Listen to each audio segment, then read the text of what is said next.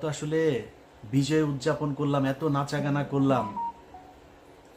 এই সরকার তো আসলে আমাদের সরকার না।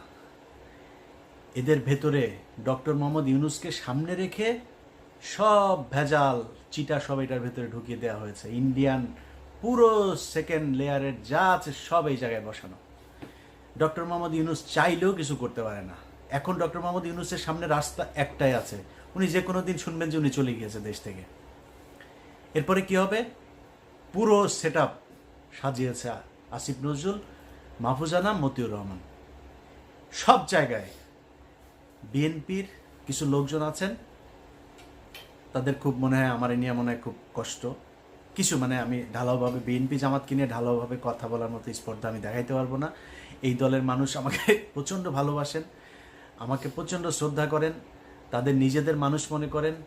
তারা ধান খেতে ঘুমিয়েছেন, তাদের অনেক মানুষ হত্যার শিকার হয়েছে। এই সব শেষ আন্দোলনেও 95% মানুষ জামাত এবং এই বিএনপির লোকজন মারা গিয়েছেন, শহীদ হয়েছেন যারা।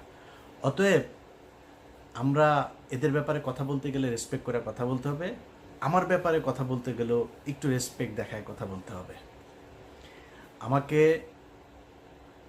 বলা হয়েছে যে জামাতের একটা গতকালকে একটা প্রতিবাদ জানিয়েছে আমার একটা বক্তব্যে। সে বক্তব্য হচ্ছে, আমি বলেছি জামাতের যে নায়েবে আমির আছেন ওই যে তাহের সাহেব, এই তাহের হচ্ছে রয়্যাল লোক।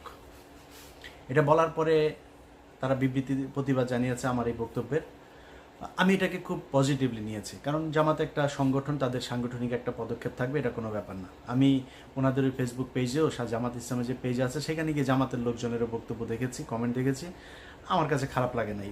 ওনারা মানে খুবই বন্ধুসুলভ আচরণ করেছেন।